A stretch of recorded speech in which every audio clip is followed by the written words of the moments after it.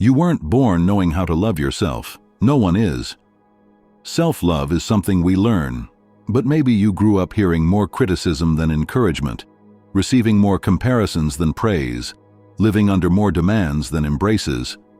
And without realizing it, you slowly unlearned how to trust yourself. You learned to hide your mistakes instead of accepting them, to shrink your dreams instead of feeding them, to feel ashamed of who you are instead of proud. That's why, even though sometimes you appear strong on the outside, so often you feel fragile inside. You carry the fear of looking at yourself, the fear of reopening old wounds, the fear of finding no value at all. But here's a truth you need to hear. That fear is not you. That fear does not define who you are. Stoicism shows us that the mind can be trained at any time to recover strength, rewrite the way you see yourself, and above all, to build a self-love so solid it does not collapse with criticism, rejection, or failure. That's what I want to talk to you about today. 10 Stoic lessons to transform the way you see yourself, the way you treat yourself every day, and the way you face the world outside. If this resonates with you, write in the comments. Today, I begin to build my self-love. And before the first lesson, I'll just ask you 2 things. Like this video and subscribe to the channel. Now let's begin. 1. Know your nature. Loving yourself unshakably does not start with positive affirmations or external compliments, but with something much deeper: self-knowledge. You can succeed, earn respect, even appear confident. But if you don't know who is behind your decisions, everything collapses with the first criticism, the first failure, or the first false praise that seduces you. Think of a tree. The deeper its roots, the less it shakes in strong winds. The same happens with you. When you know your roots, your values, and your limits, no storm can rip away your peace. Seneca said, "No wind is favorable to the one who does not know where he is going." That is the essence of self-knowledge, knowing your north. Because the one who doesn't know themselves lives lost, and to live lost is to live fragile. The problem is that we were taught to please others before we were taught to understand ourselves. How many times have you accepted an invitation you didn't want, just to not disappoint? How many times did you laugh at something that wasn't funny, just to not seem strange? How many times did you keep silent instead of sharing your opinion, just to not be rejected? Every time that happens, you drift further from yourself. And the more you drift, the harder it becomes to trust your own decisions, until you reach a point where you feel like you're living someone else's life, not your own. Without clarity about your values, any criticism destroys you, any comparison shrinks you. But when you know what you stand for, what you value, and what you will never negotiate, the world may try to push you, but you remain firm. Self-knowledge is not a spiritual luxury, it's emotional survival. It's realizing that your anger often hides unresolved fear, that procrastination often hides suffocating perfectionism, that anxiety is often born from the illusion of wanting to control everything. None of that changes by running away, it only changes when you face it. Stoicism is that mirror. It doesn't give you magical answers, but it forces you to look at yourself honestly. At first, it's uncomfortable, but that's where transformation begins. When you see what moves you, what holds you back, what corrodes you, and decide to stop living in the dark. Practical Stoic exercise. At the end of the day, write down 3 situations that moved you inside and name the root of that emotion. Was it fear? Was it pride? Was it need for approval? And along with that, record one action in which you were true to yourself, however small it may seem. This way, you don't just discover patterns, you also prove to yourself that you are already building firm roots. If this lesson spoke to you, write in the comments, "Today, I choose to know myself." Because the one who knows themselves never feels smaller in front of anyone, and that's the foundation of truly unbreakable self-love. 2. Separate what is in your control. One of the greatest enemies of self-love is the habit of judging yourself for things that were never really in your control. You blame yourself because someone stopped loving you, because that job never called you back, because the plan you worked on collapsed. But here's the truth the Stoics always repeated: none of that was entirely in your hands. Epictetus taught, "Some things are up to us, and some are not." It sounds simple, but this idea has the power to free you from years of unnecessary guilt. You can control your effort, but not the result. You can control your words, but not how others interpret them. You can control your decisions, but not the circumstances around you. And yet, how often do you punish yourself for not having controlled what was never yours to control? Think about this. If someone doesn't recognize your value, does that mean you have no value?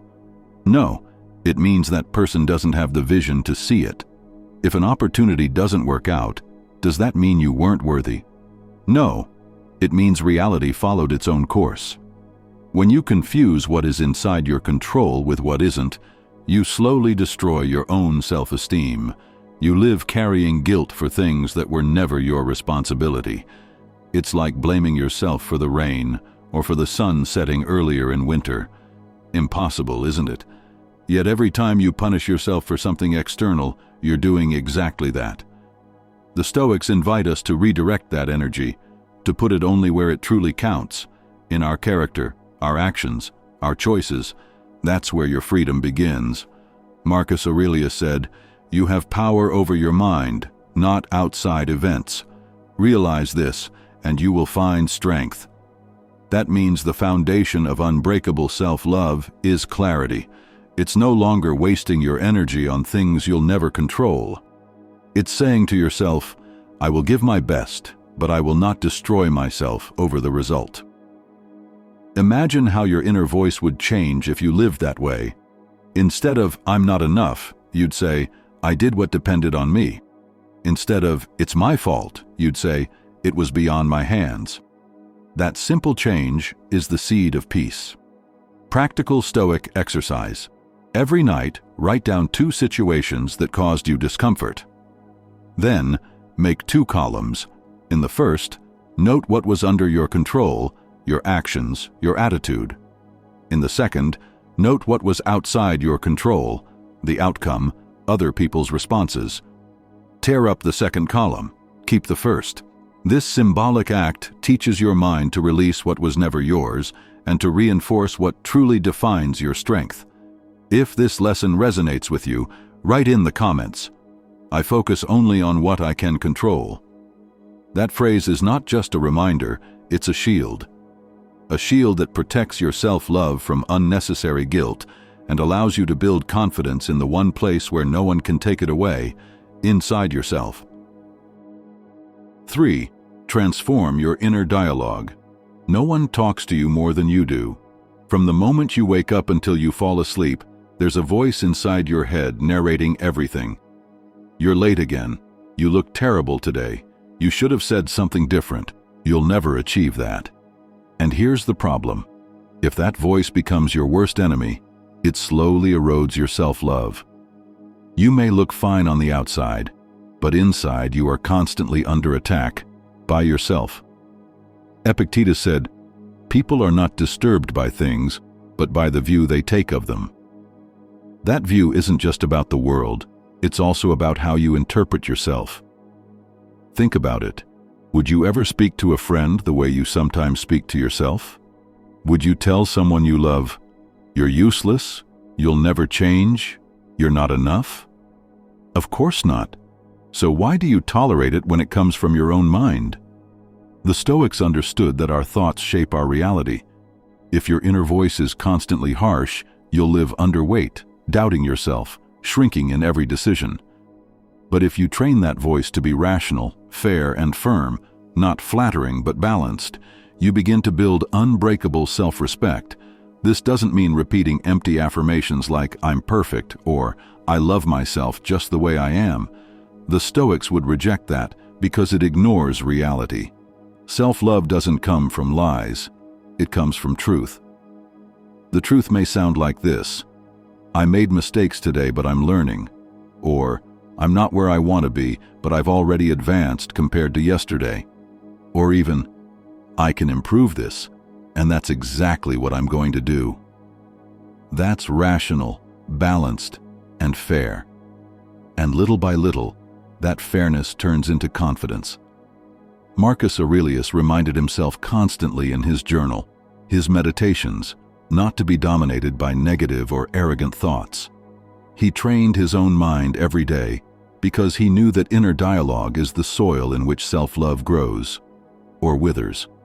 Practical Stoic exercise. For 1 week, carry a notebook or use your phone. Every time you catch yourself speaking negatively to yourself, write it down. At the end of the day, reframe that thought as if you were talking to a friend. For example, thought, I'm useless at work. Reframe, I had a hard day, but I've solved challenges before. I can learn and improve. Do this consistently, and you'll notice that little by little, your mind learns to speak to you with more justice, more balance, and more strength. Write in the comments, today I choose to speak to myself with justice. Because the one who learns to be fair with their own thoughts builds a shield no criticism can pierce. And that is the root of unbreakable self-love. 4. Learn to be alone without feeling lonely. One of the clearest signs of fragile self-love is the inability to be alone. You need constant company, constant distraction, constant noise, because silence terrifies you. And do you know why? Because silence forces you to face yourself. Seneca said, "He who is nowhere is nowhere. He who is everywhere is nowhere." In other words, the person who is always seeking to escape, whether in parties, in work, in relationships, or in endless distractions, never truly finds themselves. But solitude, far from being a punishment, is one of the most powerful schools of self-love. Because when you learn to enjoy your own company, no rejection, abandonment, or absence leaves you broken. Think about it. How many people jump from relationship to relationship, not because of love, but because of fear of emptiness? How many drown themselves in endless entertainment, not because they enjoy it, but because they can't stand silence? How many lives surrounded by people, yet deep down feel lonelier than ever? The truth is this: being alone does not mean being lonely. Being alone can be a prison, but it can also be freedom. It depends on whether you know how to use that space. The Stoics sought solitude not to isolate themselves from the world, but to reconnect with their essence. Marcus Aurelius, Emperor of Rome, surrounded by politics, wars, and constant voices, wrote in his journal, "People seek retreats in the countryside, by the sea, in the mountains, but the greatest retreat is within yourself." That's the lesson. If you don't learn to find peace inside, you'll never truly find it outside. Practical Stoic exercise. Dedicate at least 15 minutes each day to being completely alone, without a phone, without music, without distractions. Just you, your breath, and your thoughts. At first it may feel uncomfortable, but little by little you'll notice something incredible, that you don't need anything external to feel complete. And when you discover that, your relationships change too. You stop clinging out of fear, you stop accepting crumbs, you stop begging for attention. You begin to choose company not out of need, but out of genuine love and respect. Write in the comments, I learned to enjoy my own company, because the one who is complete in solitude is the only one who can love freely in company. That is unbreakable self-love. 5. Strengthen yourself against criticism.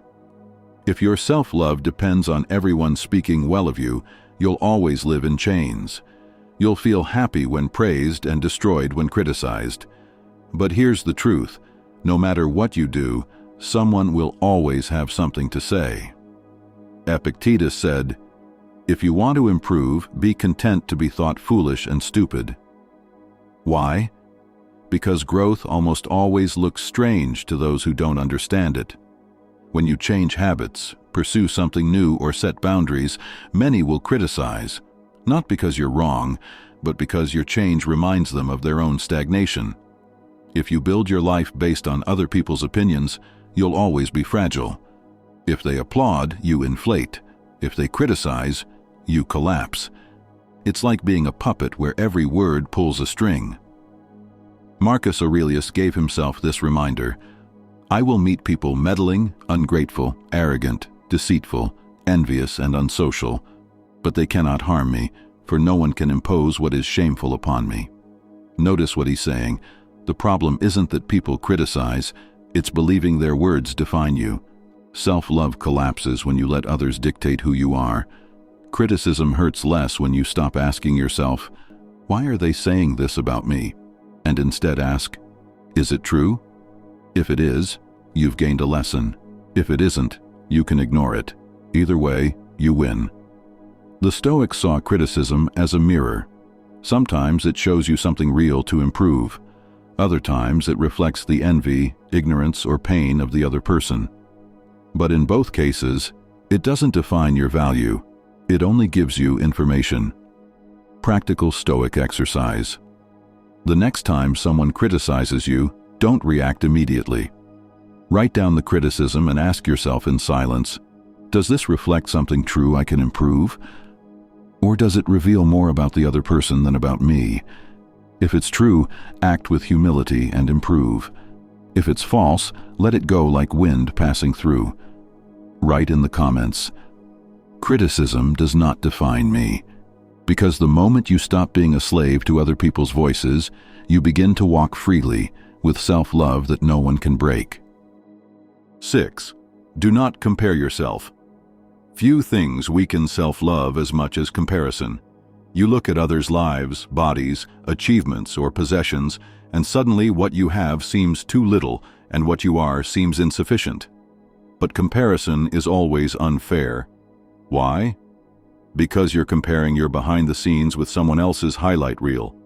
You know your struggles, your doubts, your sleepless nights, but you only see the polished version of others. Seneca warned about this trap. He who envies another admits his own inferiority. When you compare yourself, you unconsciously declare, their path is more valid than mine, and that slowly erodes your confidence. The Stoics taught that each person has their own nature, their own journey, their own measure of progress. Just as an oak cannot compare itself to a pine, you cannot compare your growth to someone else's. Your value does not diminish because another shines. Marcus Aurelius wrote in his Meditations, another man's sin cannot touch you, nor his soul. Do not be troubled by what is outside your nature. In the same way, another person's achievements cannot take away from what you are. Think of it like this. If your neighbor eats, does that mean you starve? Of course not. Someone else's abundance does not cancel yours. Their success does not erase your value. Comparison is poison because it blinds you to your own progress. You forget where you were yesterday, how much you've overcome, the battles you've already won. You measure yourself with someone else's ruler, and that ruler was never meant for you. Practical Stoic exercise. Every time you catch yourself comparing, pause and write down 3 things you've improved in over the last year, no matter how small. Maybe you've learned to control your anger better, maybe you've saved a little more money, maybe you've become more patient with your children. This simple practice redirects your gaze from envy to gratitude, from inferiority to recognition. Write in the comments, I measure myself only by my own growth. Because when you stop comparing and start recognizing your own path, you discover that you've already been building, silently, a strength no one else can take away. And that's where true self-love begins to flourish. 7. Forgive yourself for past mistakes. How many times have you replayed in your mind something you said, something you did, or something you failed to do, punishing yourself over and over again? The truth is, the past cannot be changed, yet your mind clings to it as if by reliving it, you could rewrite it. But all that constant self-judgment does is weaken your self-love. Seneca said, no man is more unhappy than he who never faces adversity, for he is not permitted to prove himself. Mistakes are not proof of your worthlessness. They are proof that you lived, that you acted, that you tried. They are tests that, even when failed, carry lessons within them. Marcus Aurelius reminded himself, When you have done wrong, turn back and be content if the correction makes amends. In other words, making a mistake is human, but holding on to it endlessly is a choice. Think about it. Would you condemn a friend for the rest of their life because of one wrong step? Would you tell them they don't deserve to move on, to grow, to forgive themselves? If not, then why do you do that to yourself? Self-love cannot grow in a soil full of guilt and shame. To love yourself is not to deny your mistakes. It's to look at them directly and say, yes, I failed, but I am not my failure. I am what I choose to do with it. Practical Stoic exercise. Write down one mistake from your past that still weighs on you. Then, under it, write the lesson it left behind. Finally, tear up the paper or burn it safely. This symbolic act reminds your mind that the past has already fulfilled its purpose, to teach you. From there, you are free to continue forward without dragging chains that no longer serve you. Write in the comments, I forgive myself, and move forward. Because true self-love is not built by pretending to be perfect, but by learning to rise each time you fall, stronger, wiser, and freer than before. 8. Set boundaries without guilt. One of the greatest acts of self-love is learning to say no, yet many people feel guilty when they do. They fear rejection, conflict, or being labeled selfish, so they say yes to everything, even at the cost of their own peace. But here's the truth. Every time you say yes when you wanted to say no, you betray yourself a little. You stretch yourself beyond your limits, you suffocate under obligations that don't belong to you, and you start carrying resentment toward others and toward yourself. Epictetus said, if you want to improve, be willing to be thought foolish and stupid. In other words, if you live only to please others, you'll never be free. Setting boundaries is not an act of selfishness. It's an act of justice. Justice toward yourself, because you are also someone you must protect, respect, and value. Marcus Aurelius reminded himself, do not waste what remains of your life in speculating about your neighbors. It is time to realize that if you do not use yourself to do what is in your power, it will be gone and never returned. If you spend your days trying to satisfy everyone else, you'll reach the end of your life having never truly lived your own. Boundaries are not walls, they are doors. They let in what aligns with your values and keep out what drains you. They protect your energy, your time, and your dignity. Practical Stoic exercise. This week, choose one small situation where you usually say yes out of obligation, and practice saying no, calmly, without excuses, without anger, simply and firmly. It might be declining an invitation when you need rest, or saying no to taking on extra work that isn't your responsibility, or refusing to answer a message immediately just because someone demands it. Each no is a yes to yourself. Each boundary you set strengthens your self-respect and teaches others how to treat you. Write in the comments, my boundaries are acts of self-respect, because the person who loves themselves enough to set limits stops being a prisoner of others' expectations and begins to live with true freedom. 9. Practice gratitude for who you are. A fragile self-love is always looking outward, at what's missing, at what others have, at what you think you should already be. But strong self-love knows how to look inward and say, even if I'm not perfect, I already carry much to be thankful for. Seneca said, nothing is more honorable than a grateful heart. And that doesn't just mean being grateful for material things or for what others do for you. It also means learning to be grateful for yourself. Gratitude transforms how you see yourself. Instead of focusing only on flaws, it reminds you of the battles you've already fought, the storms you've endured, the virtues you've cultivated in silence. Think about this. How many times did you overcome a difficulty that seemed impossible at the time? How many times did you choose honesty when lying would have been easier? How many times did you keep moving forward even with fear on your shoulders? Gratitude shifts your perspective from scarcity to abundance. It tells you, I am not defined only by what I lack. I am also defined by all the strength, courage, and wisdom I already carry. Marcus Aurelius, despite being emperor, often wrote in his meditations words of thanks, not for his throne, but for the people and virtues that shaped him. Gratitude kept him humble, balanced, and aware of his own progress. Practical Stoic exercise. Each night, write down 3 things about yourself that you are grateful for. They don't have to be great feats. Sometimes it's patience you showed in a small situation, or the discipline of keeping a promise, or simply the resilience of having endured a difficult day. This practice strengthens the foundation of your self-love because it reminds you daily that you are already more than enough. Write in the comments, "I am grateful for who I am." Because the person who knows how to thank themselves ceases to live in constant lack and begins to build a love that no external circumstance can tear down. 10. Live according to your values. The deepest root of unshakable self-love is coherence, living in alignment with what you believe in.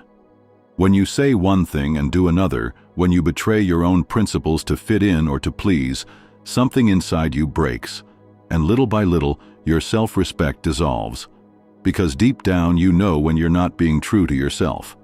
Epictetus said, "First, say to yourself what you would be, then do what you have to do." That's the formula: clarity and action. Decide who you want to be, and then honor that decision in every choice, in every act, in every day. Living by your values doesn't mean you'll never fail. It means that even if you stumble, you'll always know where to return. Your values are like a compass. You may deviate for a moment, but they always show you the north. Marcus Aurelius reminded himself, "Waste no more time arguing about what a good man should be. Be one." Self-love is not a theory, it's practice. It's not speeches, it's choices. Think about it. If you value honesty but lie often, you'll always feel conflicted inside. If you value health but neglect your body, guilt will haunt you. If you value respect but let others step on your limits, resentment will consume you. But when you live in harmony with your values, even imperfectly, you create an inner solidity that no external judgment can shake. You may be criticized, rejected, misunderstood, but if you're true to your values, you'll always walk with dignity. Practical Stoic exercise. Write down your 3 most important values. Then, each night, ask yourself, did I live according to them today? Even if the answer is no, don't punish yourself. Simply correct your course tomorrow. Because self-love is built like this, not with grand gestures, but with the small daily consistency of living in alignment with what matters most to you. Write in the comments, "Today I choose to live my values." Because when your actions match your principles, you stop doubting yourself and start respecting yourself. And that is the kind of self-love no one can break. These 10 Stoic lessons are not abstract theories, they are practical tools. Each one, when applied, builds a small invisible wall of strength around your soul. And with each brick you lay, your self-love becomes less dependent on others, less fragile before setbacks, more solid, more serene, and more free. The Stoics remind us that life is short, but enough, if you learn to live it with wisdom. And wisdom begins with this: loving yourself in a way that no one, nothing, and no circumstance can break.